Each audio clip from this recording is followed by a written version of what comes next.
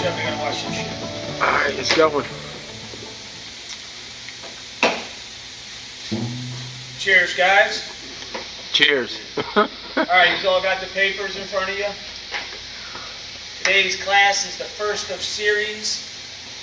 Tom, JD, Roy, and Mike, and Eddie are here only. Just so you know, get that camera out of my face right now. Put that up there. You don't like the being in the spotlight, huh? I can't see it. Leave it on. Leave it like that. Is it on? That's fine. I don't know if it's on you. It'll be on. That should be good. I didn't want you to learn at this stage. Alright, go ahead. I'm not used to that. I feel like I'm being interrogated. It's perfect. Go ahead. You're on. Alright. I'm also here to tell you I'm not an expert on solid surface. I'm not an expert of creative arts. I'm definitely not any boss in this organization. They just, Chuck and Tim and a few other guys felt it was very profitable to show all 17 of you how to do solid surface. Fortunately, 5 show up. That's pretty good. So I'm also going to teach you the creative arts way. It's not that we're unique here. It's just that we do solid surface a lot different. Meaning we don't want to be called back. A lot of guys out there. How many of you got experience? Like Roy, Eddie, Tom got experience with cutting it on a CNC. If you're working here doing solid surface, he's going to become your friend. Even if you don't like you or you don't like him. If you don't talk, you're going to have to cut some curved piece yourself, and those that did before don't like that. I'm also here I gave you a bunch of literature we're going to run through. You are not going to be an expert when you leave this class today. Next year at this time, I'll be qualified to certify anybody I feel certified. Like Avonite and maybe a couple other companies, Harmony or something like that. I'll have that permission to do that, but not yet. I gotta wait a little while. But I've only been doing this 3 years. The glass series of Avonite's been around since the year 2000. So if some black guy comes in here that Creative Arts hires after we leave and he says he's been doing something in 1985, he's a liar. Trying to tell you, and by me telling you that, it's not so much to throw a brick at the guy. I'm trying to tell you, this stuff's only been around for 6 years, 7 years. So by us learning it now, there's not someone out there with that much more experience in that gap. You know what I mean? Like, if I was to ask you, like, Tom, what do you do for a living? What would you say? I always had trouble trying to explain when someone said, what do you do for a living at Creative Arts? You know, what do you do? DDT program, machine. Mike? Finisher. Okay. Like, what I got into this for is, I'm trying to tell you, you both are wrong in saying that. You really make money. You know, you make money regardless of what it is here. You know, you make money. I'm not saying you're wrong and bad, but you make money. And the reason I got into this, because I knew it's non-porous, which you might not know what that means. I did it. I mean, I'm not throwing a brick that you don't. I did it. And that was not porous. No holes. And we want to stand clear of trying to throw bricks at granite people, because I did that also with Mayo. I said, granite, and he already had granite installed. And once you like throw a brick at granite and say fun of it, that customer, even though you might be right, he might not want to talk to you. You know what I mean? You just purchased the whole job of it. Solid surface, if it's so good, it speaks for itself. You don't have to worry about saying how bad something else is. Let people say whatever they want. This is the only thing FDA approved along with stainless steel for use for food preparation. FDA approved. This, you know, if you were to cut chicken on a granite countertop, Blood you know it's stay on it. porous. Where's all that bacteria-laden juices going? Yeah, so someone will say, I got rock hard granite. I'm not into that plastic crap. Well, basically, granite has to be sealed. And the definition of seal, my cans needs to be sealed. What's it mean? It's open. So, you know what I mean? It doesn't take that too hard to find. So the thing is, people aren't really cutting on granite when they cut. They're cutting on a sealer anyway. That's might as well be a piece of substrate granite. The actual covering is the deal that has to be top of the line. And they don't tell a lot of people that needs to be redone every, if it's like the medium grade sealer, every 6 months. Solid surface is great because of creative arts. Design flexibility. We're doing the hospitals now. You can pour the HIV virus on solid surface, bleach in water, retest it. There will not be a speck on it unless someone missed it with the white. 3/4 solid surface is bulletproof. Just so you know, it can be used in banks. I haven't found one guy every time I'm in a class that's willing to stand behind his product. Literally, I don't mean to be funny, but I say that. Would you stand behind it? 44 Magnum goes through it all. I got the test results on that, not in here, but if you ever wanted to know that. But they tested all this. 32 could shoot it right through a piece of solid surface, won't even go through. It's pretty cool. You might think it cracks. The polyesters is a whole nother animal. Avonite is the place that created polyesters, the first to introduce glass series, translucent, all this fancy stuff. In my experience, the more expensive the solid surface is, the harder, cheaper, fragile, delicate it is to work with. Doesn't make no sense, but they don't sell a lot of it. That's why they have to sell it for that. Also, polyesters, the solid surface, just so you know what it is, it's acrylics. Some of it has man-made stones mixed in it, so basically it's plastic. So what? People go, oh, plastic. But just think, you could seam 10 miles solid surface and it will look like one countertop. You never want to tell a person, the customer, if you're in their house, if you're doing this, in their house, in the job site at Arnold Palmer Hospital, that you won't see the seam. They might. It's inconspicuous. You can't tell on, sometimes they pour solid surface. You can't tell. You might see that match. And if you told that customer they won't see it, you might have to rip that out, and we don't want that. I build my tops a certain way. Yes, there's a lot of people out there building them cheaper. They apron them. And after we do this today, that's why I'm talking now. So you're like, what the heck are you talking about? That's what I was in my first class. That's what I was talking about. When we do it, it'll make sense. Some guys apron their tops. That means 1/2 inch, boom. He's on the ledge and that's it. In our industry, if you're doing computer desk or reception desk and the nurses are in there and they're slamming them chairs, you're constantly hitting an apron, you might get a call back. I don't want to get called back from any of my jobs. I'm in my own business now. I don't want to be called back for something. Not only is a callback take time out of your day, after a while you get some guy that's got 30 callbacks in a month. Get away from me. I ain't got time for you. You just sound like a terrible fabricator. Read the black part. You ain't making money then, you spending money. Bingo. Or you might be hurting your next contract that you're scheduled to do this. I ain't got time to fix this top in Orlando. So I'm going to show you how to build it right. I can't certify you, but I guarantee if you build it the way I show you, you will not get a call back by anything having to do with fabrication, and I'll back that up. You know what I'm saying? You go your own way, and you know there's a guy like you hire here sometimes, and they're just set in their ways from the 80s. How they learn. There's a lot of new inventions like the cordless drill. It's great, you know. But some guys just are set in their ways, and I'm not throwing down good traditions of solid surface. I'm just not bound by them. I love technology. I'm not an hourly worker guy. I buy tools so I can speed up my process. So the only thing most valuable to me is my time. You know? So I want to do things right, and every time I see somebody let something slide in the earlier stages of their top, it shows up at the end. Those of us, you don't have to know solid surface to know that happens in woodwork. You let that little piece of delaminated slide, you let that bubble. You don't want to finish that one edge because it won't be seen, and then all of a sudden the print comes over. That's the old prints. And then all of a sudden that edge is showing. You know what I mean? You ever see, just do it right from the start, and you know, we have a saying sometimes, we never have time to do it right, but we always got time to do it over. That's one of the statements from Murphy's Law.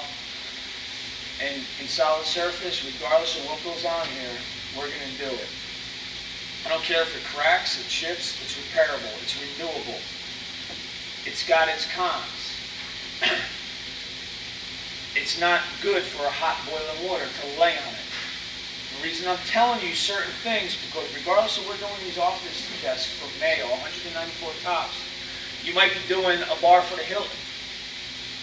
My goal is I want to install all Creative Arts stuff, and I want someone in here building it so we can keep making money and keep Creative Arts alive. Regardless of what you say about Creative Arts, if Creative Arts was to go away, just think about that for a minute. Where would you go? Who would you work with? Where would your friends be? So regardless of, there might be a lot of things I myself didn't like about Creative Arts. It outweighed even the things I did like about it. But the truth is, it paid my bills, it worked, I learned a lot, met some really good friends, got a lot of great side jobs, and when you finish a product that you never made before, you really feel good about it. Other than me working in some draw factory, saying, hey, I made them draws in that condo way back there when I'm driving by the highway.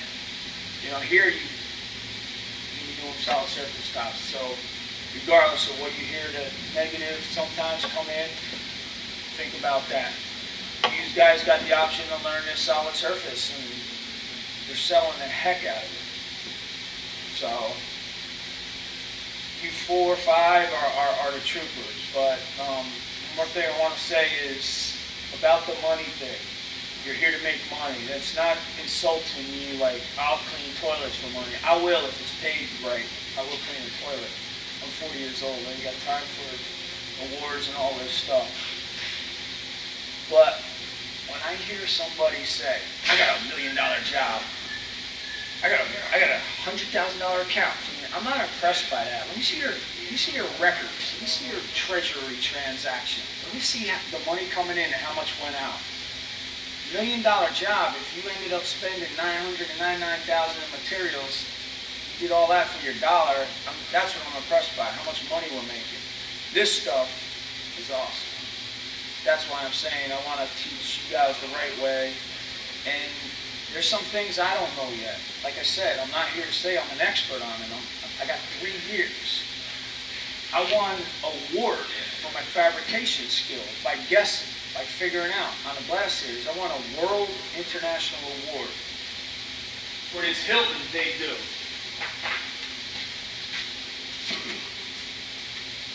I'm not even bragging, man. I'm just saying I wasn't supposed to. We all did this at Creative Arts. I did the top. Tom cut my parts for me. I won that when it's in Florida this year. I was competing in that thing because I figured out how to try to cut this pain in the butt to wrap around a column that I insisted needed to be square. I competed with people that got 30 years experience. Big $1 million companies. And next year I'm going to be doing a little show like I'm doing here for beginners at the International Solid Surface Show in Las Vegas. That's awesome, man. Just because something clicked with me that I wanted to learn this new thing about that it's seamless.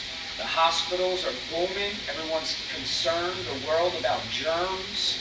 I'm trying to think what's really wrong with it. That hot pot I talked about, whenever it cracks, oh, I put a hot pot on and it cracked. Well, so will probably anything. The reason it cracks, when you put a hot pot on boiling water, all your solid surface top is room temperature. That hot pot, it wants to expand, just like anything natural. But where's it going to go?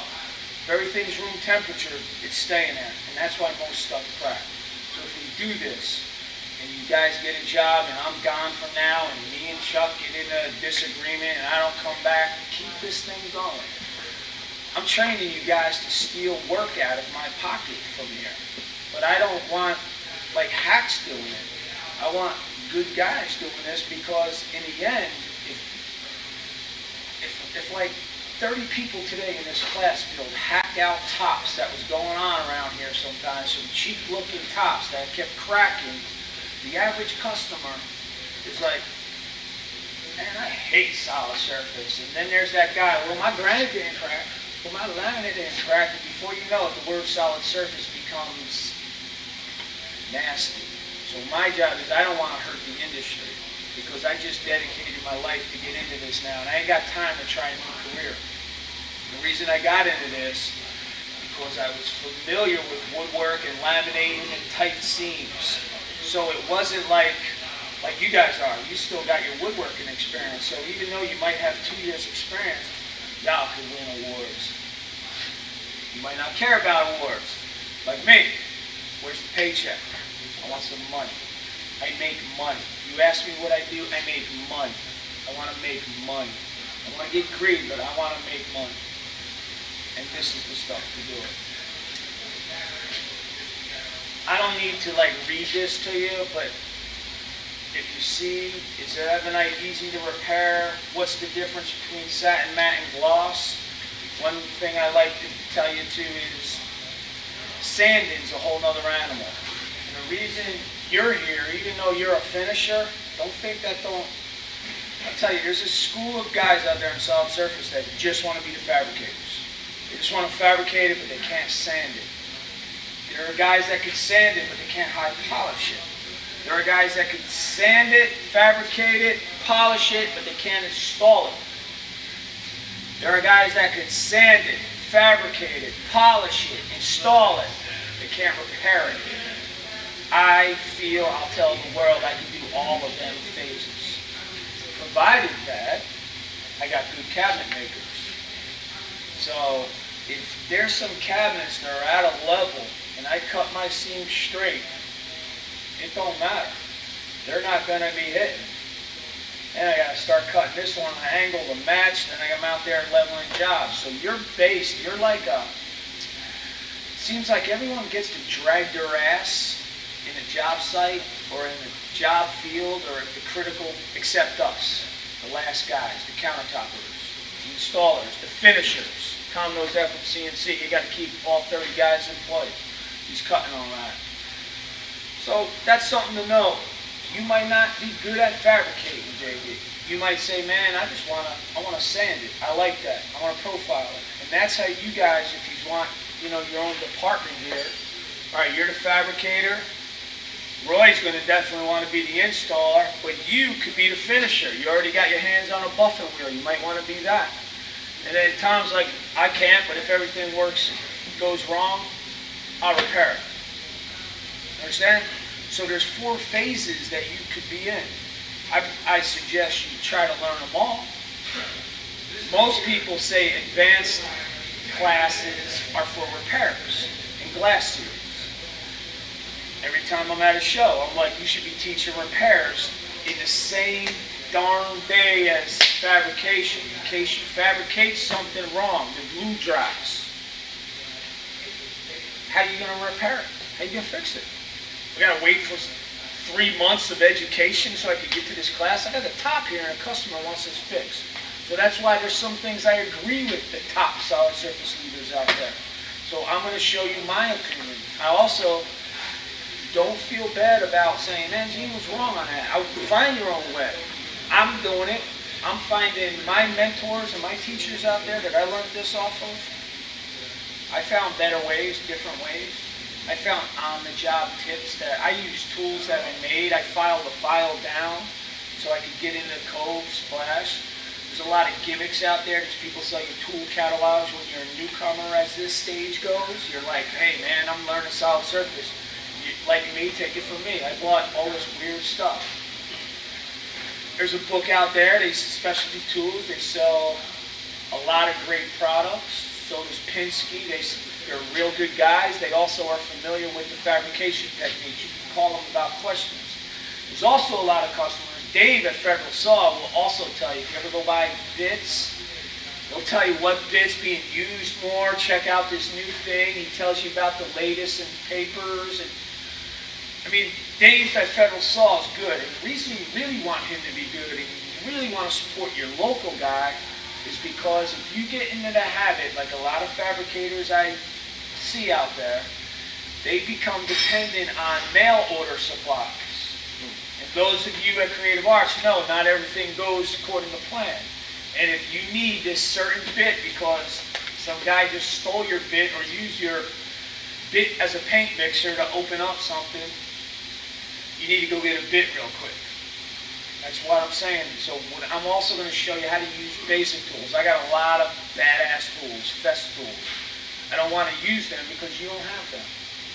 I got suction cups, I got the Paraline hydraulic seams that, what if someone steals it on the job and you don't know how to finish the job? So I want to teach you the basics like I learned. You need a glue gun. One of your first lessons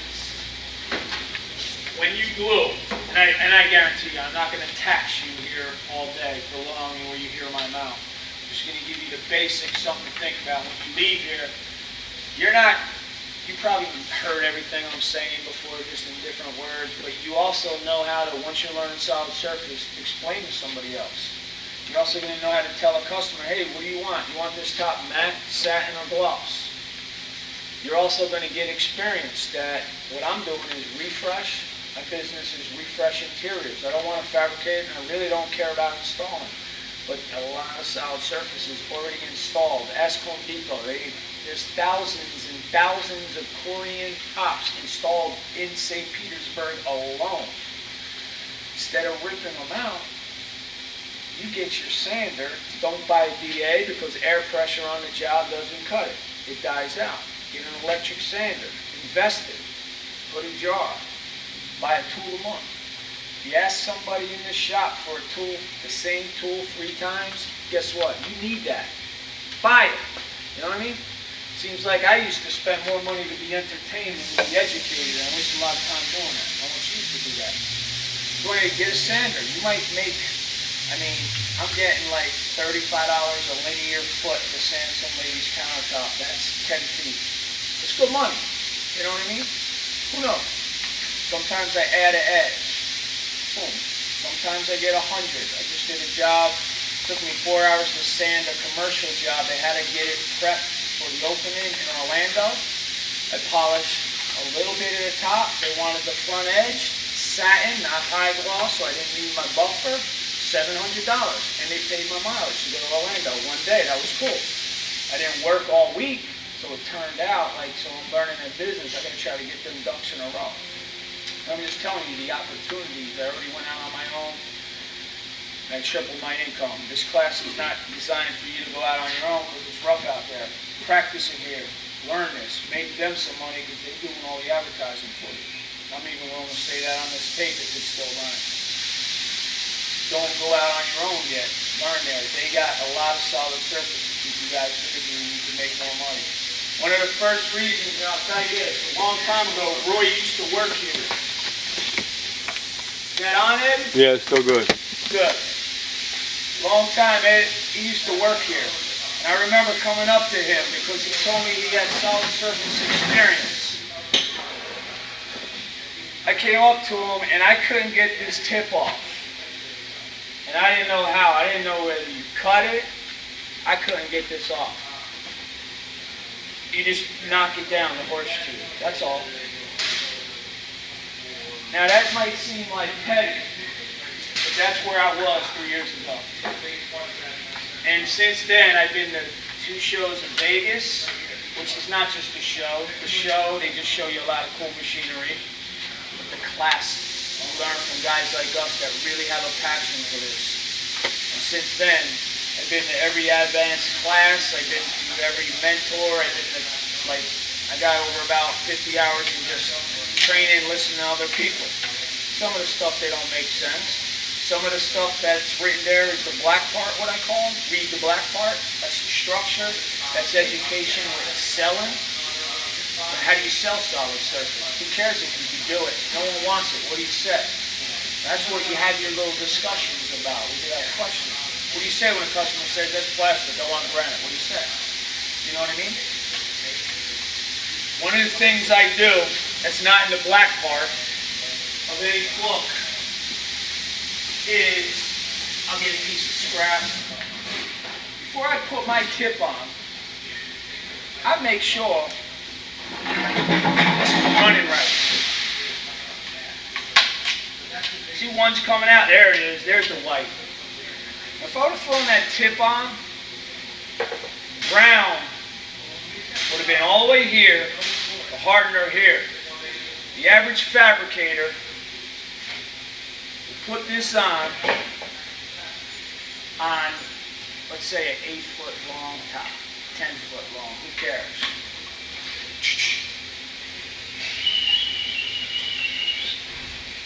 Stick his edge. Dry. It's not drying over here. Now you're like, oh, so what? No. It's all hardened. It's done. And you're going to know that. Remember this. That's soft. You can't just lift up because this is all locked in. You just screwed up a whole piece. You understand? Just by one little thing. Let it pour out. Don't worry about weights. Anyone in the world tells you, tell them to call me. Don't do that. Don't put the tip on trusting the glue. This glue is supposed to be in a refrigerator. Sometimes it's in a hot truck at some truck stop in Georgia baking. Don't trust it. It's hardened. Sometimes they lay them standing up. It's all settled down. The brown comes out first.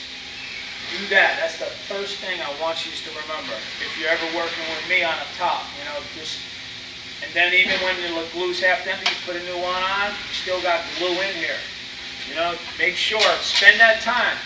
It's not only about heating and all that other. Sometimes they make a mistake at a factory.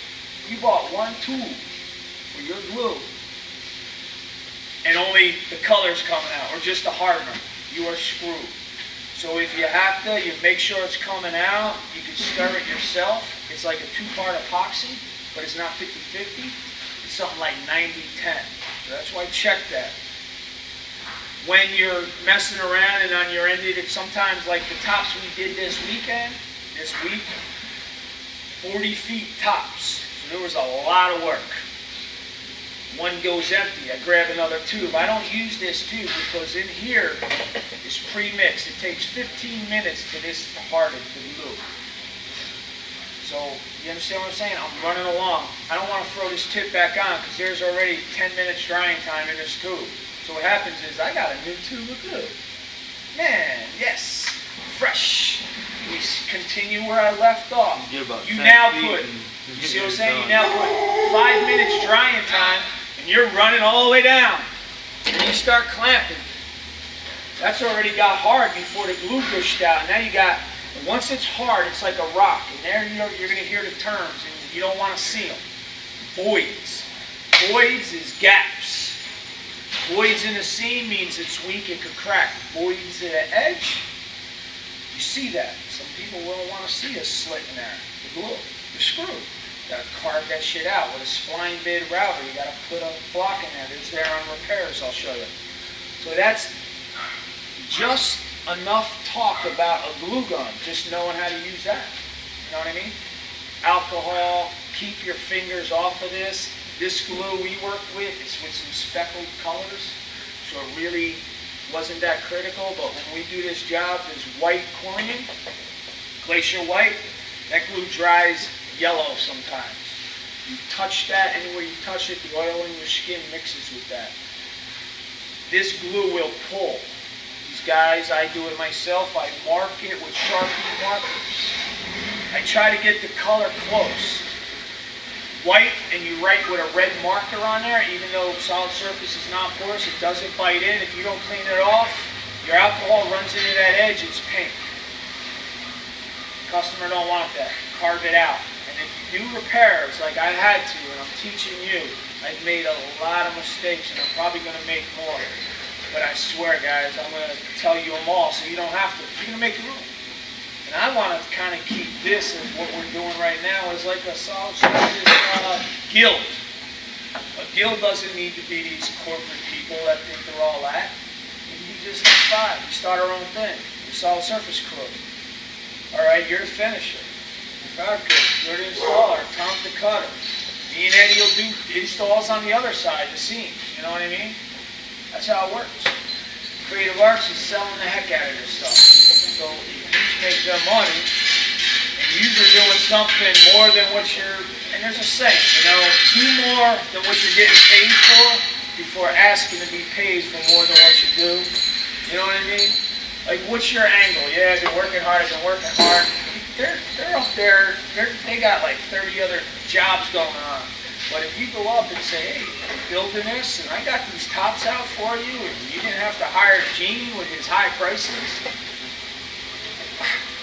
I mean, that's raised material, you know what I'm saying? That's backbone stuff, you know what I mean? That's an angle for you. And if he don't pay you, don't get mad. He's got a lot on his mind.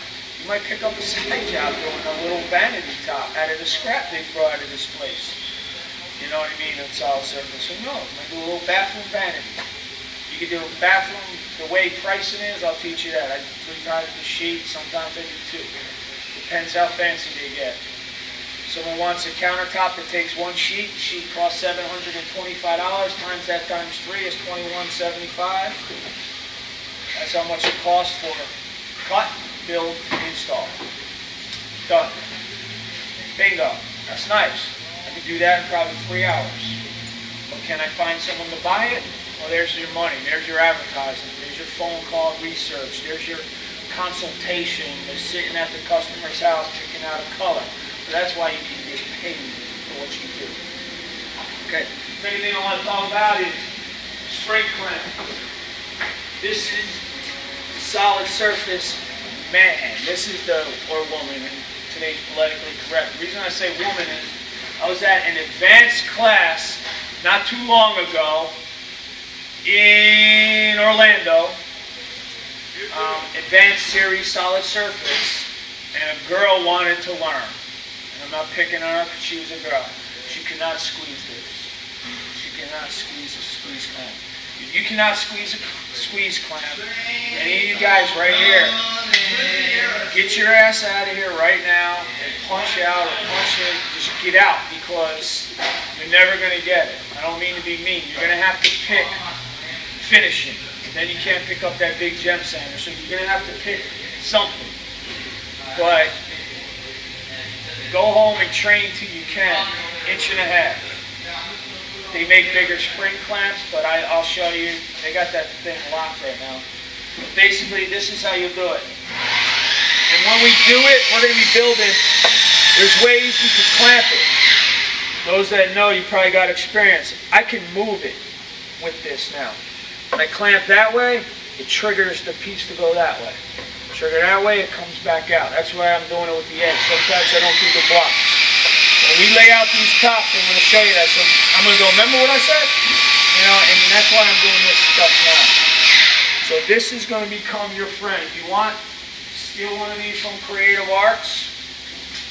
If you want, keep it in your car, keep it in your bus, and start working out with that. There's a lot of solid surface guys that, like me, they'll be skinny legs, skinny arms. They're going to have some, like, nice forearms after a while you keep doing it. You know, someone's doing fabricating for 20 years with spring clamps. They're going to be like, rock hard. So, there's no other way.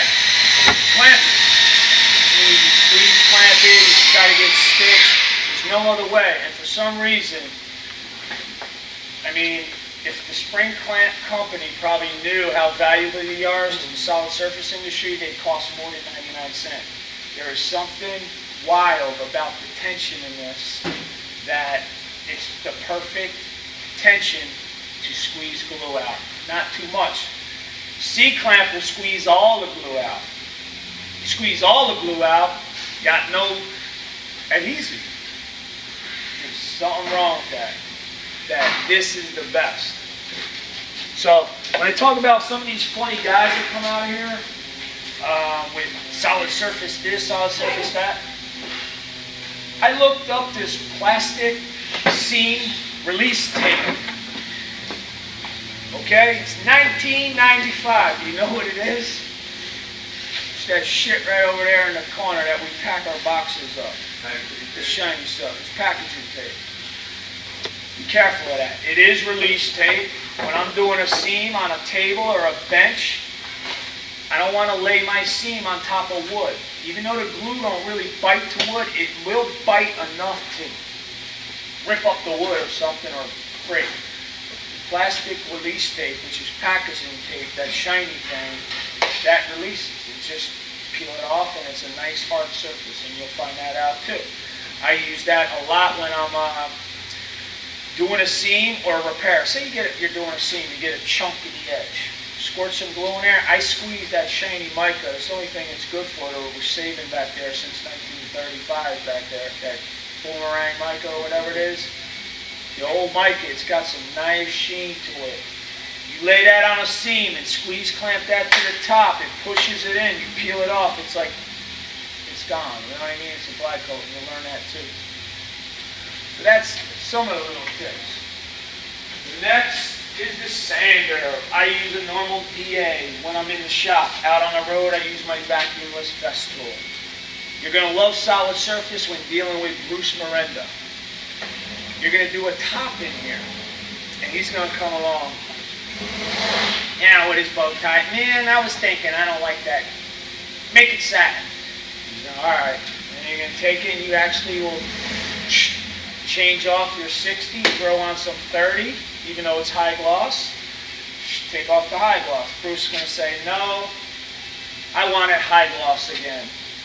Back to 30, back to the hard bar, back to the purple bar. I also know like 5 different ways to finish with Trizac paper, Rhino paper, Festool paper, Micron, even wood paper.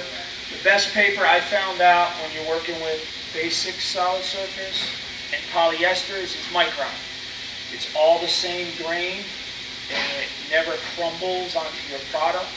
The dust does, but you might find your own way. I work with guys that can sand better with whatever they find. So that's up to you. I just got my own experience. I heard from them all. I've been to all these classes. I mean, there's that up here is a piece of paper for the gem sander. I bought this. I love this paper because it's round. Second of all, if you're buying this yourself, it's 11 inches for an 11-inch sander. You can't sand in the center of it anyway. But if you buy the 11-inch and you're using a 5-inch DA, they give you that free, that cutout. So, okay? And when you're sanding, all the dust builds up in here and then you vacuum with your brush. But this is what I use on basics. On polyester, I found this not to be good for me. I use Micron, where you see the deep luster. And our second class we have, if Chuck ever lets us do this again, after you read that literature, try to write down as you're reading it. Put it on your toilet, man, I don't care. Try to come up with some questions like, what's that mean? Why is that? I mean, and then if you don't really want to follow the solid surface trade, that's fine, no hard feelings. But you might know something, and as a result of today's class, I don't care how much of a non-expert I am, you will know more, because I'm willing to tell everybody anything I'm not. I am never worried about anyone stealing my job. Take it from me. I would want the opportunity to, because if you take that, I'm going to try to move on. And we got life to go, man. I'll pass anything on I learn, you know. But when I said the guild thing, or like, we got a little clique here, we're like the pioneers right now. You know what I'm saying? All of us could say, yo, man, I was out sanding. We can work the phones. I could be on a job and I get a call from Mike. The stuff ain't sanding right, man. And I can say, try this other paper. Oh, well, I can't order it. Okay, go to Home Depot, get the shinier stuff, blah, blah, blah. And we could all work out problems. You know what I mean? We could help each other if you want to. Talk it out. That's fine, too. Because there's enough money to go around in this industry. And as you know, care what they say, it's hard to find a solid surface guy right now. In our town, New York City, hell no, they're all over the place. Certain parts of it, but right now, we have no problem with a woodworker. We have a problem with a solid surface guy here. And a lot of guys know, they just don't want to know what's up. You know, how do you work with Tom? How do you work with Creative Arts? How do you work with Chuck Solder? You know? That's why the best solid surface guy in the world might not be able to make it here. We got time sheets for this, and itemized labels, and you know, and as crazy as you might think that is, there's a reason for that. You know what I mean? Because when it goes up there, if he ain't making money, eventually going to say, solid surface ain't making money. You know? So that's why. How you doing? Pretty good. Your next friend is going to be this little old cheap $3.99 chisel too. That's another one. Okay? That's going to be knocking down a lot of things, prepping your seams, block sander. So to get started in this business, you don't have to be like me with $13,000 crazy tools. The glue gun, mostly $20 anywhere.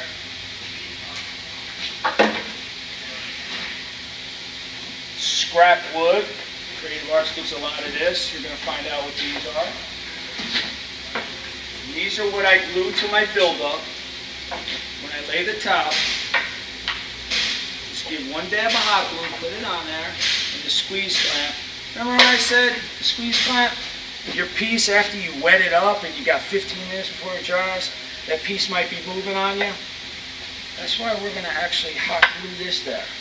And that piece ain't going nowhere. The glue gushes out. After it's dry, alcohol. Denatured alcohol is your other friend. Pop it off, it comes right off, you're ready to go. Flip the template. So that's kind of the basics on that. Now I'll show you what you're going to do. Here's what Dean, let me interrupt you just 1 second. Appreciate you guys taking the time to do this. I'm looking to see who's got some initiative and some interest in doing other things. And, you know, Gene is a master at this. So listen to what he says because he knows it real, real well.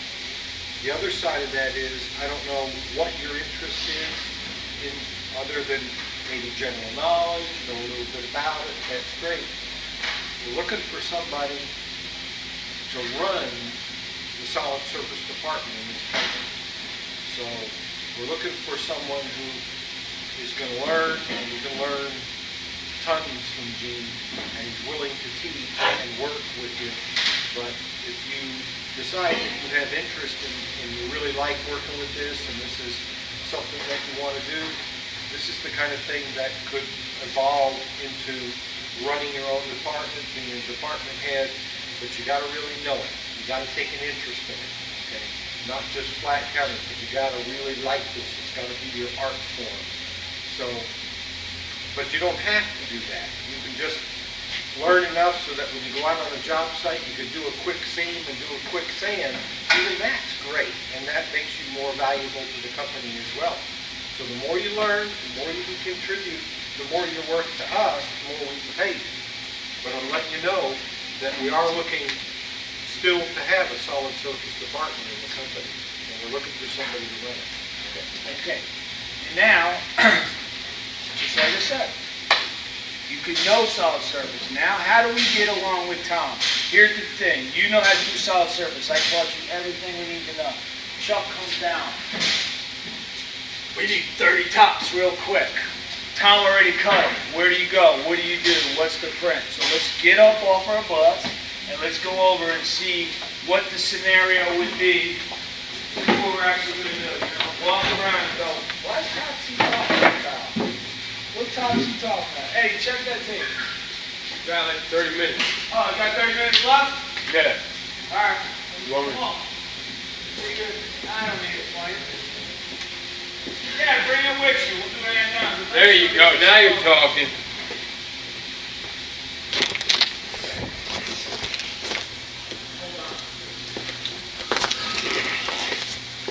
This would be the Creative Arts shop. Alright, And you're here gonna is walk over Gino. here. This is what I do. Technically, you will not learn this in any other class. They will not say this. An expert in solid surface, if Creative Arts hires one, and they, you guys, this is what they'll do. Hey Tom, what the hell was Chuck talking about? I gotta quick get this shit out by Thursday. You know what I mean? What? Tom's gonna say right here, King, you gotta go. These are the ones we originally cut, but they're from the old stuff. And they're not being be funny, it's just that happens. Changes occur. It's not me to say, oh, they made a mistake. They really didn't. They built this the way I originally used to do them, which you're staggering the seam. This is something we don't need to worry about. We're doing these 4 tops. Each one of you guys, minus Tom, unless you quick cut another one, are going to build these. But Tom is the one. This might not look like nothing to you, but if you have to cut this without the CNC guy, you ain't shit. You ain't stuff. pardon the tape, I'll delete that. You ain't shit, man, because to cut a little shape like that, you either got a jigsaw template, and you got to round it. And that's just for this curve piece. Also in advanced classes, I'll show you how to thermoform it. But when you thermoform it, it's a apron I do not like. Like I said, that's an apron top. They clamp it this way. Even though the glue's strong, like I said, chairs, boom, boom. And you can't put too much wood behind there because you need an 1/8" expansion gap. So one little crack. Hey, there's a crack in here in Mayo Clinic, in Texas, in Hilton, in LA. You don't want that.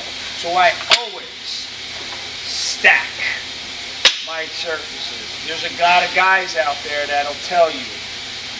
There's a girl up there. They'll tell me, hey Gene, people are selling sops cheaper than you.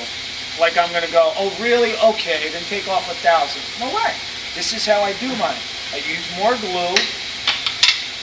This can't really crack because it's laid flat. You don't have to be a solid surface guy to know that. See that, how that's stronger. Slam a chair in that, it ain't going nowhere. Slam a chair in that, I don't care, the best glue in the world. You see what I'm saying? And I always hold to my prices. I never sell out. You think, like I said, even though when a lot of guys go, they're all competing, they're cheaper. You think the Mercedes dealer worries about the Geo? Hell no. Oh, really? A Geo's only $39.95? Okay, then you can have our Mercedes. No. Hold to it. Those of us that had a little trouble with the law, I myself did. I'll tell you, man, in the phone book, the lawyers, they're about that many. If you want the lowest price, when you got something like a lot of prison time hanging on the line, a lot of bad things, you know what I'm saying? You pick. You don't lower it. Hey, you know this lawyer on page 18 is lower than you? Oh, really? Okay, I'll represent you then for a lower price. So for some reason, just because someone tells us that, we're supposed to, well, then get him. Really? He'll do it that cheap. Give me his number so I can subcontract jobs off him if he does it. I didn't know he's stealing the material. You know? So I also want to teach you that, what I'm running into out there. Like I said, don't sell out, man. Go home and watch TV and lose that money because they'll only call you back later anyway. And tell them, well, how many repairs do they do? When the guy starts saying that, you know, that's something you need to consider. So this is what we're going to take. You're going to come over here. And you're going to go, what the hell is this? These are the templates. A lot of shops don't do that for you either. This is the template. But around here, we install them with the templates so they know they work, then we usually cut our solid surface. This also is after you glue up. These are cut like an 1/8" bigger than the template. So when you do all your glue up and glue's running, some guys out there set it in like this and run it around and it's done. Sometimes I don't like that because it moves on your seam, you don't want to be locked. So I hold it to there, I'll glue it. After the glue's all running down, it's all looking ugly. If you've seen it, you lay this beautiful template that's by code, by print, by law, by creative art standards. That's the approval. You lay that on top. Top bearing router I love too. That's another best friend that a lot of the older generations don't know. Run that on your thing, wrap it around, good to go. Bottom line is we want to make money. All of a sudden, you're gluing, he's routing. I already see our team. You know, we glue it, route it, seam it. He don't want to fabricate the shit right now. He just wants to sand it. Someone else polish it, and someone else is like anyone that don't even know what it is, putting it on the truck. Let's go make some money. See, there's a lot of money in this. That's why we need to learn this. They're selling a lot of it. Okay, and the world is selling a lot of it. It's going to be around for a while. It's forever. I want to get them to also put it in housing projects. Is it all man-made? Is it all out of man-made? All of it, absolutely. So there's no digging in the ground trying to find some granite and cut it up and all that good stuff? None of that. You just... Cheap machinery, you can do it with a basic of tools. That's what I'm going to show you. But like if you put this in projects, housing authorities, they put laminate, cheap laminate. And I'm telling you this where I'm probably not supposed to, according to Chuck. Not that Chuck will badmouth, but I'm just telling you this. You put this in the housing projects or HUD homes, every time they do mica, when the new tenant moves out, or these rental owners, these entrepreneurs that bought up all of St. Pete rental properties, put in solid surface. Yeah, it's expensive. It's more expensive than laminate, but when the customer moves out, you ever try to repair laminate, a chip on laminate? What's it look like? I don't care what you do, I'll find it. Some people paint nail polish on it, you can see it. But in the house, when a new tenant moves in, they gotta rip that sink out, rip that top out, rip that caulk backsplash out. You had this in there, when a new tenant moves out, you hire a guy like Gus, go in there with a little electric sander in our cap, hi, sand the top, refreshed, ready for property. Think about the money that saves the government if they could get into something like that, or you.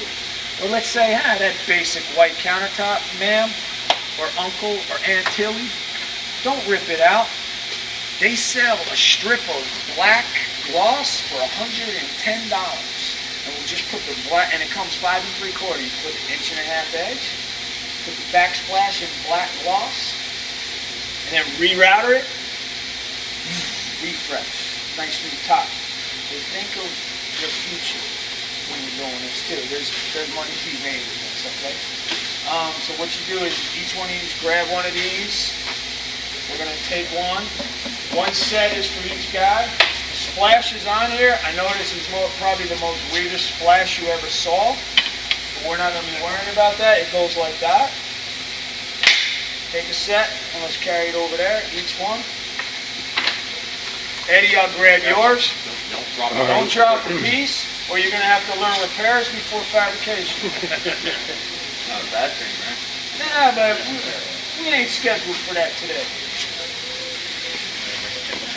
Yeah, you bring the temper. Hey, battery's dying. Okay, then let's go over and plug it in. All right, and you got 41 minutes left.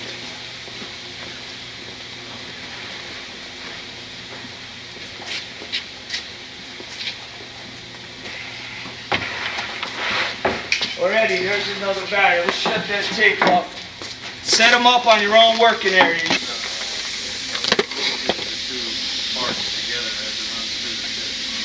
So, this I like, to be honest with you, better than this. This fixes it more. You know what I mean? Remember I told you this is just a little swirl. This is like, it's gotta go, it's like one of them games dropping a penny down. So, I'm gonna see how this glue runs out. I don't know what this is. I don't remember using this. I don't think ever. Maybe for a sample, Meganite. So, this is new for me. Don't just squirt glue everywhere. You'll be stepping on it. Ask me how I know that. It'll be everywhere. There it is. Okay? I seen one color coming out. So, so you know it's working.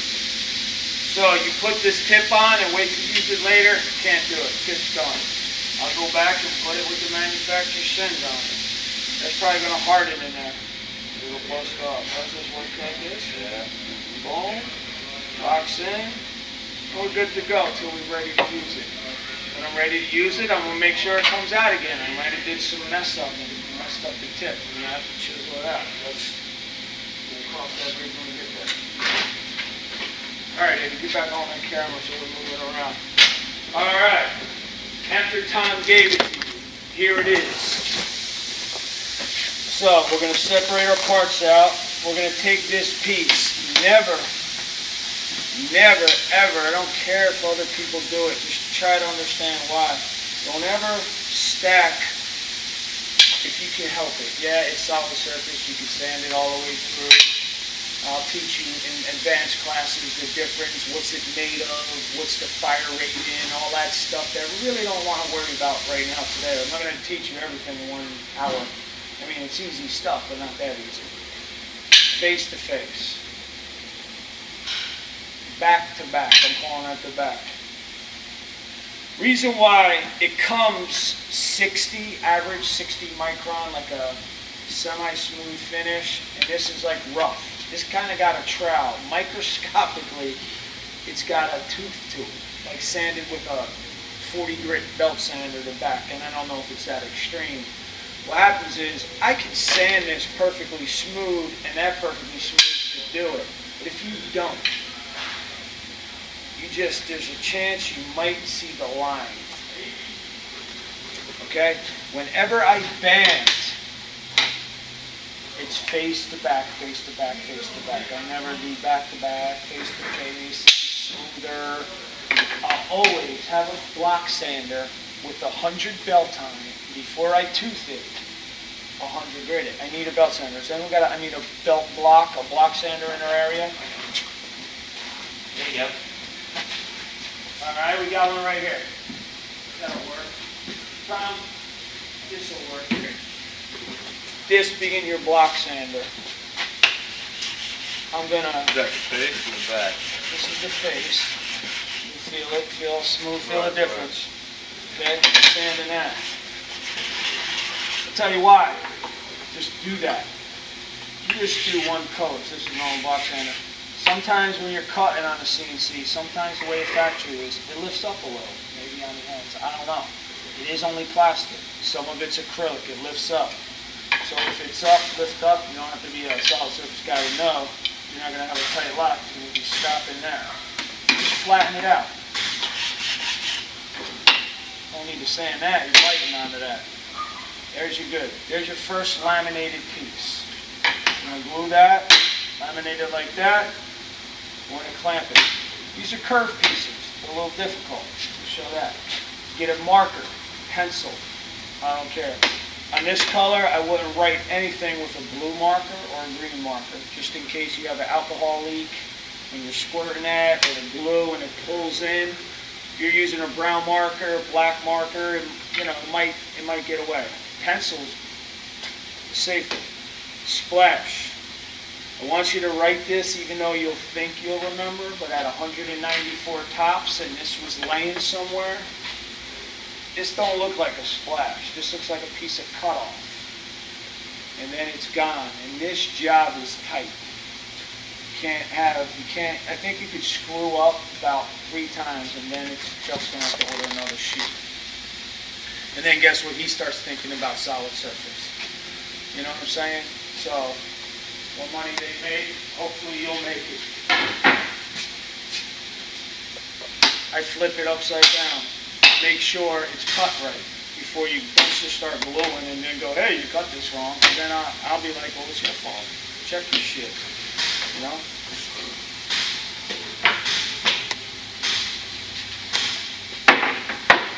See that? You glue that, that will show up in your glue line. I don't care if you're not gluing over here. That, when you alcohol spray it, when you're doing your glue blocks, that'll run through your seams and could mix in the glue. Do it perfect. It's bonded. It's tight. It will not crack. But the customer's like, I see a black line there. I thought you said, you know, I thought you were going to get the color of glue that matches the solid surface. And just clean it, man. You know what I mean? Little complaints. Ask me how I know that. You know, same thing. Have a rag. Is there a rag around here? And get your area prepared. I didn't have time for today's class. Sorry about that. I'm doing big. All right, man.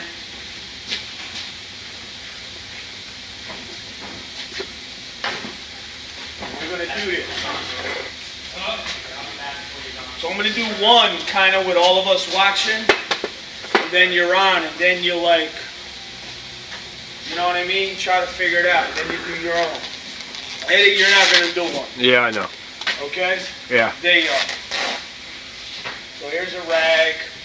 Also, just a shitty rag he gave me. That's alright. Try to use a clean rag after this, but what he gave it to me for this, it's good. But then we don't want to use it no more. For this, it's great. Okay? Now, it went right to the edge. And it stopped at the edge. That tells me this, if I had some little magnifying glass, there's a little pointed edge on there that the ink won't run over. Now, the average solid surface guy that we hire that has 30 years experience might come in here, you don't need to do that block sanding thing. Don't listen to that guy, Gene, he's an idiot. I got 10 years experience. Maybe he's right, maybe I am an idiot. But what do you think? You know what I'm saying? What do you think? Who cares about how long you've been doing something? You know what I mean? And you used to travel to the solid surface shop uphill both ways. Who cares about that shit? You know what I mean? If I'm wrong, what's it take to just do that? It's perfectly flat. We're going to clean this up. There's a rumor they call it Avonite.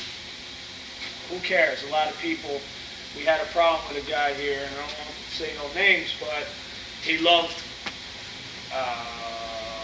Corian, and one guy loved Staron, and all else sucks. By the way, Wilson Art solid surface brand is the same exact chemical as Avonite foundation series. Corian is the same ingredient as Avonite.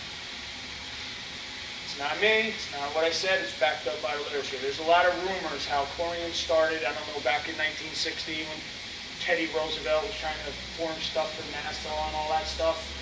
Solid surface was used for parts in rocket ships. They tried to come up with a scientific material. That's where it came from. If anyone wants to research the history, feel free to and know all about it.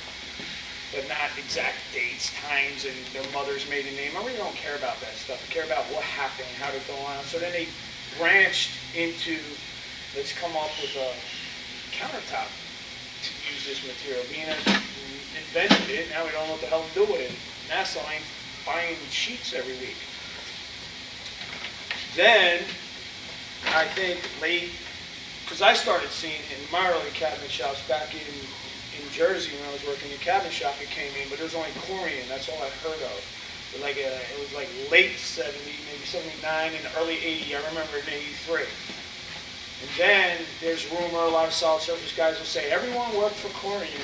When the patent wore out, they went and started Avonite and all this. Now, I don't know if that's true, but I'm telling you, I haven't seen it backed up by any of the literature that backs up the mouth. I like the black parts and the history, what's online. That could be a rumor. I don't care how it is. There's a company called Avonite, there's a company called Meganite, there's a company called Harmony, there's a company called Staron, there's Wilson Art. Aris Tech in New Mexico makes the same material. Wilson Art, it's the same thing. So I was watching this guy recently, say, I like Corian and I don't like that, Avonite foundation series, It's like, you know what I mean? Regardless of what you like. I like some materials better than others. I'm going to probably like this rather than glass series, but what's the customers buying? The customers want that fancy stuff Mr. Bruce Marinda keeps selling. He wants the fancy illuminated translucent stuff that I won an international award on. They want that brown solid surface with the big shiny copper flakes. So if we as fabricators are like, I don't like that material. I mean, remember back to what I was, we make money. You're not buying it, you're making it to sell it. Shut up, you know what I mean? It's like, you make money, man. I'm over the days of that. I make money, man. I want to get paid, you know what I mean? You want to make money. So that's what the sole purpose of this business is. I don't care what Chuck tells you, if he tells you this. The bottom line is, if this company don't make money, y'all won't. And I know a lot of people want to go to work and get a paycheck, and I know there's a lot of people, we've seen them today, that want a paycheck, but they don't want to go to work. See, you guys already, I don't care, I don't care if you deny it or not. You already know more about solid surface as a result of today's class than you did had you not came. Whether it's for me, because I got literature to back up what I'm saying, and I throw up the flag. This is something that I haven't found written, but this is a trick I found, guys. The blue tip thing, I haven't found that written anywhere, but I'm sharing that with you. You know that, does it sound like a good idea? Can it have caused you a mistake? Of course it can. He's right. I would have one part epoxy halfway down my line, and then the rest is really mixed. So little things like that I'm willing to share with you. And you guys now know, we're the pioneers right now of this little thing we got going. So, Don't mean to keep rambling on, just sometimes tell me shut up if I keep talking. I just love this stuff because I know it's great for people like us. Now, I got what I think all the ink off. I don't trust this. I don't trust this black line. Bring me that camera over here and look at this. This is for all you people that weren't at the class today because they want a paycheck but they don't want to learn and know all this. They're going to wonder why you're making more, you're making more, you're making more, you're making more, and you're making more. You just started here. Why are you making more than the guy that didn't come into class today? We don't even want to answer that. Shouldn't have to.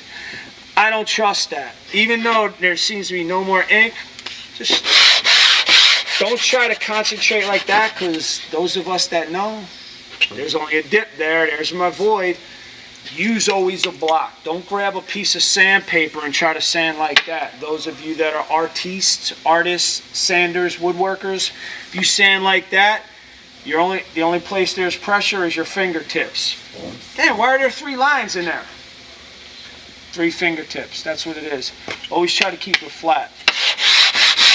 So I'm going to get that, and it'll come out. If it don't come out, this is not solid surface. This solid surface, when someone says, well, what is it? It's a bunch of man-made stone materials, ATH, aluminum, trihydrate, plastics, acrylics, polyesters. Solid technically means it's solid all the way through. So I could sand this forever, and I should never see another color. I would. Never see nothing. So I'll trust that. This, let's just take it off.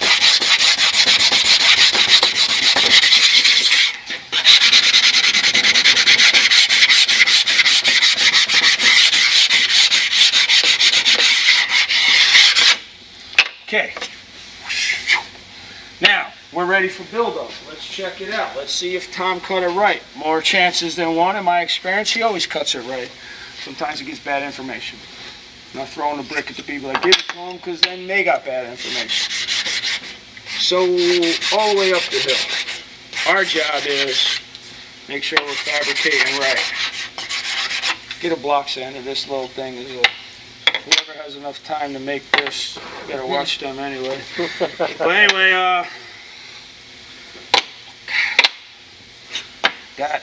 you want all of that off of there. All of that ink.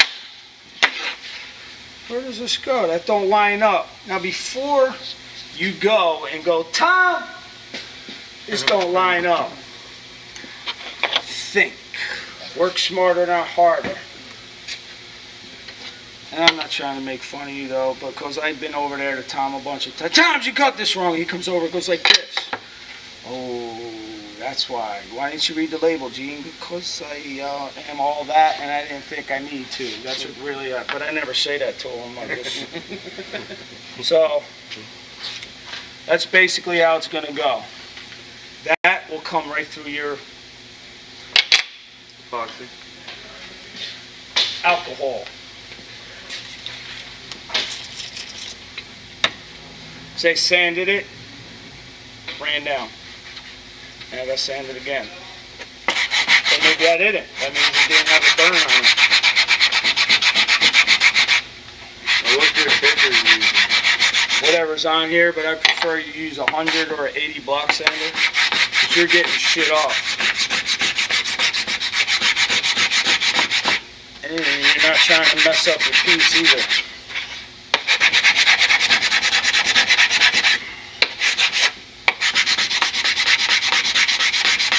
And if they at the factory imprinted it with brown lettering ink, the stuff that gets by you so you could quick speed up and get this thing rolling, and it leaked, who cares? Because it would look like one of them spots, the brown spots. But they didn't. They threw black ink all over this light colored thing, and you could just see why some people say, I don't like Meganite. But unfortunately, Mayo Clinic wants 194 of these tops. If I know Creative Arts, they probably want them by next week, but I don't know. I mean, so the goal today is you guys will be doing them. And you're going to screw up, maybe. You're going to learn. That's ready. that wouldn't be. That little line might come back up. So we're cleaning everything. And I would get a block sander, get your checklist, make sure you have everything like I'm doing. I'm just seeing what we have. That's a great way to learn, rather than me have all my tools out here knowing like where is everything, because that's how it is. You know what I'm saying? I think like that. All my straight runs, these are going to be the pieces I'm cutting in here. Now it's like hitting the lotto. Everyone's going to be fighting for the piece with no writing. They get done faster. But that's the way it is. Loosen it up. Don't use anything but alcohol to clean with. Don't even use acetone. If you have to, go ahead. Don't use mineral spirits. Mineral spirits is an oil. Denatured alcohol, Israpapo, however you pronounce that, isopropyl alcohol. That's good too, but it comes in little bottles, expensive. Denatured. You know about rubbing alcohol, is that the same thing? I don't know. That might be, but I know that burns your hands a lot. No. I got used to denatured. Can't use that green shit then, I got Probably denatured. not. I need a block sander. Can you go originally get that? This little cute toy ain't working for me. But denatured alcohol is a Home Depot item. So if you're on the job, like I said, you want to use Federal Salt. Federal Salt closes down. I want to try to see, you know, who got the, and I'm not, this isn't a plug for Federal Salt, for you to go deal off them. Tom, the guy that comes around every Monday, he's cool. Buy bits off him and get in that habit, and you break something on Wednesday, damn, sucks. You gotta wait till Monday. So anyway. Yeah. He sells bits and shit too. Yeah. Alright, That all this is. this is what I would do. Sandpaper, nails, whatever you want. We'll get it for you. We're gonna work on here. See that ink? That might come off. I shouldn't be using this. We want melamine. I'd love to use that kid's bench, but that's why my workbench had a melamine on top. This isn't good because it's all cut up and dirty anyway. So what I do is, we're gonna make 1-inch build-up ahead of time instead of gluing 2 at once. These are his straights. I'm gonna glue them now. We can get to know this material. My gluing surface, I'm going to alcohol up. That's too shiny. Just for, if you forget, sand it again. I'm trying to remember. But always give it, it doesn't need to be sanded. It needs just a scored scratch for best adhesion. There's dust on there. I have a feeling I'm going to leak that. I need a piece of regular mica. So I'm going to run back there, get a normal piece of white. Anything shiny, gloss, or flat. Just because I'm afraid that old school, I know yous are saving it because it's called vintage laminate, but there's no such thing as vintage laminate. It went bad. It's only got a shelf life of 4 years, 5 years, if that. The color's probably been discontinued for years anyway, so. Laminate someone's top is going to blow up. Mix that with glue. Anyway, can you get me a glue gun? The adhesive gun, I usually call that. Wherever the heck I put it. So There's one on the wall. Grab the one closest to you. Oh, here we go. Alright, there you go. I got it. Oh, we're going to be using that. Alright, here we go. This is new to me too. It's one of them weird tips. Ooh, should I use it? Let me see if it comes out again. You know what I mean? I'm going to find a spot. I'm going to run it down the side of this someone's bench. Cool crap. Boom. Goes on like that. They always got this. Don't ever try to do it like that. I did it one time. Just go look for one of these, because you could be running and the whole thing just blurs out, and then you might have to mix it yourself. If you got a little crack, got a little chip, don't use a whole new tip. You can mix this into a cup, stir it up, whip it up real good, boom, it's epoxy. You know what I mean? No distributor will tell you that, only I will. They'll tell you keep buying these tips, man. 79 cents a piece. And only 2 come with a tube. Well, that tells you you need to be prudent. For every tube you use, 2 tips come. So anyway, we're going to go on our way. I'm going to make sure. Look at that stuff. Looks pretty. On this case, you're seeing. Don't worry if you're DUI looking this line. Some guys get so worked up when we hire them. That's too much to do. That's out. Bro, I don't care if I did that. Who cares? Good piece of beef. If we do a wide piece, do not, and this is ISFA backed up, the president, dude, head of engineering, Bill Wool of ISSA, which is the International Solid Surface Fabrication Association, always points this out in their class. And I can back up what I'm saying. It's better, if this was a wider piece, I'd run another line on it. A fatter line is better than running 2 lines on a piece of 3-inch buildup like we have to do. When you seam it, yeah, it gushes out, but you might cause an air pocket in the middle. Okay, even though, and a lot of guys, they'll just run 2 beads on the edge. And I can't say nothing sometimes because they got 30 years experience. 20 years, 10 years, 5 years. I try to teach people, even though I know the right way, there's some mentality about human nature that, you only been doing this 3 years, Gene? I've been doing it 10, you're wrong. For some reason, the guy with the most experience has, and sorry, but that's the way it is. But the bottom line is how you're going to do it, how you're going to get right, and you will shine. And that's how I do it. So this is a lot of glue. Yeah. But let's just say it's 5 inches. That's just another experiment. Now, I sometimes even mix it a little, just because I hit some bad batches of glue working around Creative Arts. I usually see me with a dipstick in my mouth. It's not that I like to be cool or anything, I just stir it up real quick, put it in, just to give it an extra mix. I'm going to trust it. I don't know.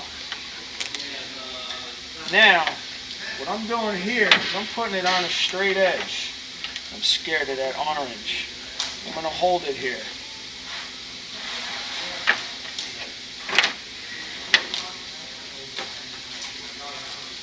Okay. Here's what we're going to do. See it go that way. After a while, watch, I can make it go back. You know what I mean? You get to know that, but that's fancy stuff. So it's coming there. Here, watch my finger. Grab that chisel. Can I see that chisel? Can I see that putty knife? Stay away from your fingers on the glue. I want to make sure, see, I can't see no more if this piece is higher than that. It really don't matter because you're worried about your bottom. But I hold a chisel there, and it's good. But you don't have to do that. So we're going to glue all of these real slowly. This piece is scaring me because it's bowing, but if it was flat, here we go. And also, some of these, clean the dust off. You should be cutting it off, but you don't want dust falling in your glue or whatever the hell else as of all the materials that is around here. Now, leave it like that. I see that lifting up right there. And it's going to go back up. Because I know, that way, and this one probably needs to give a little, that's just because I know in that time you'll get to know your spring clamps, how to control them. But this is just your straight edge block. And you'll see me sometimes, I do this in full lengths, 10 foot down the whole table. Because this is so much easier when you're doing build up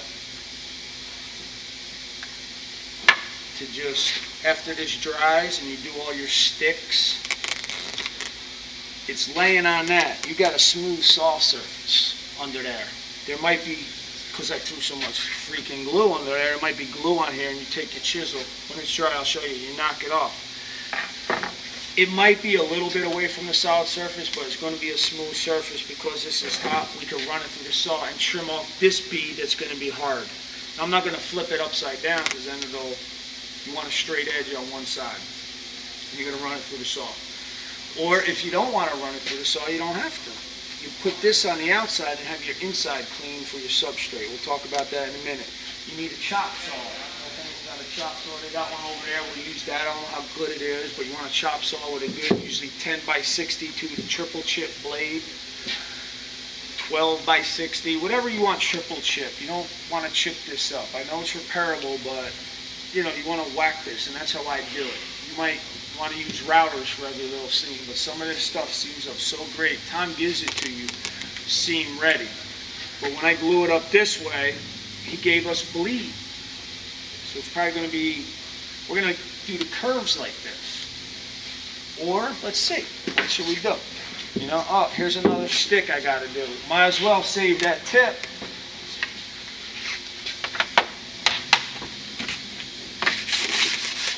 Scratch that up. Tom, you got that surface right there ready? Yeah, that's ready. Let me cut that in half. Yeah, or throw it over here. Just wheel it over here. Boom, boom, boom. Where's that rag? Right there. Right where I left it.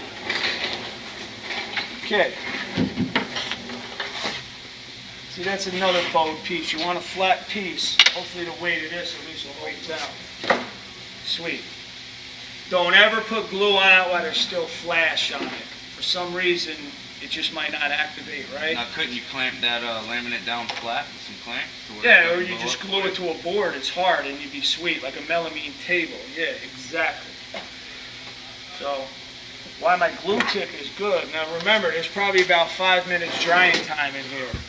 Now, I could probably put this on and it'll stick, but if this was a long piece that by the time I get here and I'm gluing all the way down here on that 12-inch length, that shit's dry right there. You know what I mean? So, how do you get rid of this stuff in the tip and still seal the tip? Go walk over by someone's area? No. Grab garbage, grab a cup, grab a whatever, get rid of about 1, 2, 3 squeezes. Now it's new glue again. 15 minutes drying time. That will save you a lot of repairs, a lot of money on the job. 2 in the morning working on an install, or 10 o'clock at night like last night. But anyway.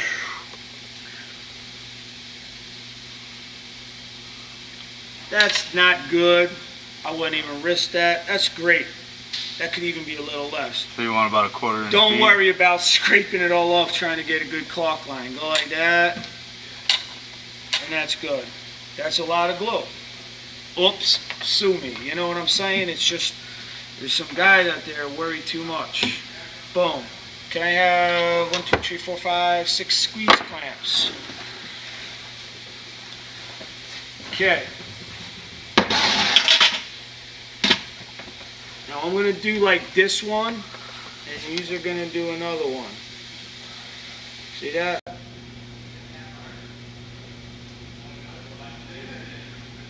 No big deal. And if it's not even, don't worry about it. You got to cut it. Like I said, I'm trying to save on the material. If you had it back here, there's definitely 1 inch you're not using. And I don't know how you cut it. Any more? Yeah, you hold. Oh, right in front of me.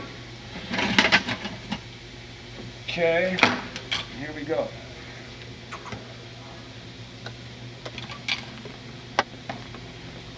So you want to space the clamps like 2 inches apart? Yep. 3 inches? Sometimes they say a fist apart. I put one always in the middle. Don't put it towards the end because you'll always have a tight seam. But you won't have good adhesion in the middle. Get it in the middle. If it gushes out the top and the bottom, that means you're good. If you do these in the middle, then maybe I could come by if I'm nervous and just squeeze one right there. I don't know, and jump them up. I could teach you how to do this. It's just like airbrushing or painting. I mean, we could read a whole book on airbrushing 5 times a day. Don't mean And you can do it. Hand me an airbrush. Yo, you know, it's like you gotta get the feel. And you're gonna. Right now you're listening to all this, me running my mouth, blah, blah, blah. But when you get on it, for some reason, you're gonna remember that. Because I know I'm teaching you the way I wish I would have been taught. If someone could be real, I had to argue with a lot of mentors, like, you know, I know you know it, but I don't. You know, try to break it down to my language. I don't want to buy $10,000 of your tools. I got a glue gun and a little sander in my shop. I mean, can I do this? What do you use? Regardless of my expensive material, what if someone robbed my truck this weekend? What do I do? That's why I want to learn a glue gun, a chisel, these little 99-cent squeeze clamps at Home Depot, and that's that. I don't care if someone robs my gun. Someone robs my gun. I do care. Let me not say that stupid shit, but what I'm saying is, you just got to push these into a cup. Get a screwdriver and get something else. I always thought you had to buy a gun. If I didn't buy a gun, we can't work. You push these with a stick, get it in your cup, mix it. You might have to do a seam with a dipstick. No tip, no glue gun, job still goes on. You lose maybe a little bit of labor, but you didn't lose the job.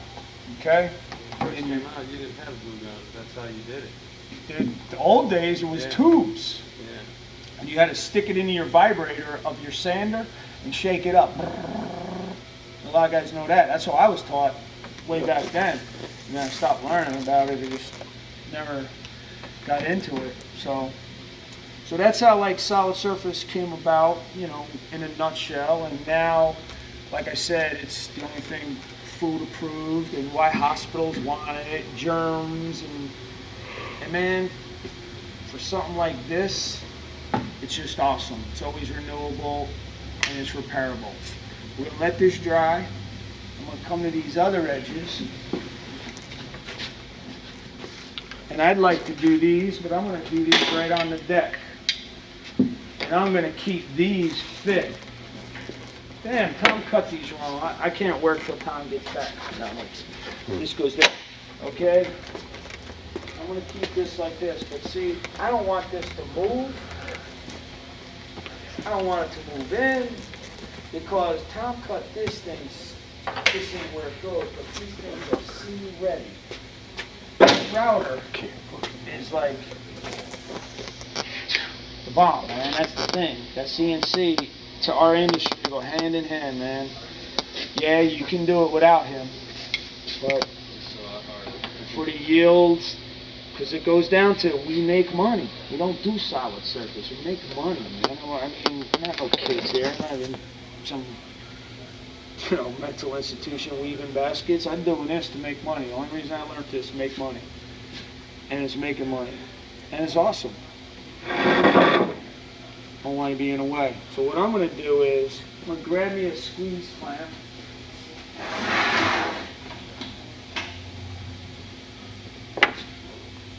We'll put that there. And this is where this is going. I'm going to lock it there. I'm going to turn this one, and I'm going to lock it there. I'm going to take some more of these. I always rip these black things off sometimes. They're not level, rocks get on them and it's hard. But I'm not going to do this to Royce. But this I use to hold the seam down and make sure you clean all the solid surface glue off. Because when you're butting the other one up, sometimes because there's glue on there, it lifts up or lifts low, just kind of holds it where it needs to go. I do it like that. But in this case, we're doing it like that, and I don't want it to move anywhere. My glue box, where's the glue box?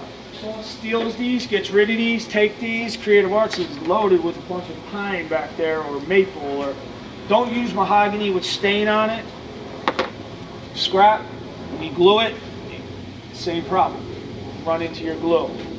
My hot glue gun, I always keep charged when I'm working, even though I don't think I'll ever need it. You will need it more when you think you won't. I take my glue. Basic sticks. This is my glue gun. I don't know where theirs is. It's ready. Now, being in this case, I don't want this moving when I glue it. So I'm looking for the normal surface. I'm in extreme pain right now. I just got a drop on my finger. If it wasn't for the video camera, I'd be yelling like a little baby right now. So we'll try to act macho for a minute. Man, I'm on fire. Peel the skin off with it. Okay, couldn't hold out. I'll let you know the true me. I'm not a tough guy. All right, I'm a softie. All right, so anyway, and then I'm going to throw another one here. Okay, now that's not, I don't need one there. It's not going to go in. It might, if that loosens. So you got to take them off. Just throw one right there. Bang. Another guy that we hired uses solid surface little chunks. Or used to. Sounds like a great idea, using these little chips to get rid of them. When you do that and the glue gushes out, this is solid surface, the glue is solid surface. It bites into that. You can't get rid of that, and you got little chunks in the way. Or you have to break it off, and you got another color, and it's just wrong. Just don't do it. I don't need to say how bad it is, just don't do it. Don't put solid surface as scrap blocks. You do wood or any other material, it's a stop block, and glue will not bite to your wood. The greatest thing about solid surface is the glue becomes solid surface. That's why it's seamless. It's not like granite where you have to leave a 1/4 inch gap of silicone. No matter how strong the granite is, no matter how great the sealer on the granite is, wherever you silicone that L-shaped top. Also want to teach you guys about installs too later on, so tell Chuck, man. And we'll do this. You heard him. You heard him say all this. I forgot what he said, and fortunately you didn't hear the word he wanted to say. Where's the money at? I'll pay you for today, but I think he did. He's seen who was here. So, I think I'm in extreme pain again, guys. Man, shouldn't have did that on film today, but that's okay. We're going to show this in case Chuck wants to do somebody else. Okay, now your C-clamps are not a problem. They're not seat clamps, they're squeeze clamps. We're out of the way. Now, so I don't get mixed up and blame Tom for cutting them wrong again, I'm going to keep them close by. Because I'll lose them and then blame Tom, throw him under the bus and say Tom cut it wrong. You know how we do it around here. He doesn't know that I did yet. Anyway, this tip's definitely done. Nope, we can still use this baby. Meganite must take longer than 15 minutes to dry. 2, 3, I'll do another one. I don't care about wasting glue in that sense.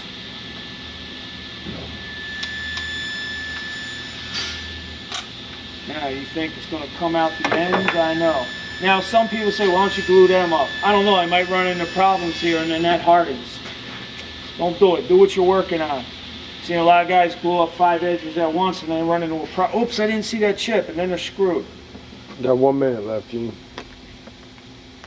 Okay, that's fine. Now, you already know you're in control of where you put them glue blocks. So if your glue blocks are wrong now, it's your fault. Don't blame anything but the cut. I'm going to do in the middle first, make sure I'm all lined up. Come over here. Here's the glue starting to come out. That's great, not a lot. Just where I took it. Okay? Don't touch glue, that's bad. I don't see it on the top. I thought that was the tip. Well, I'm touching it, so how do you think I feel? Teacher's telling you don't do what I do. Okay, not enough glue up there. 1.25 inch build-up would have been fine. Don't get scared. See what you can do? You throw it back because you already locked in. Told you about touching the glue, contaminating. I am contaminating it now. And hopefully I'll remember that the next time I put enough glue on there. Now this probably, when you sandwich, the middle one, just because you got that glue block, might want to slide out without the thing.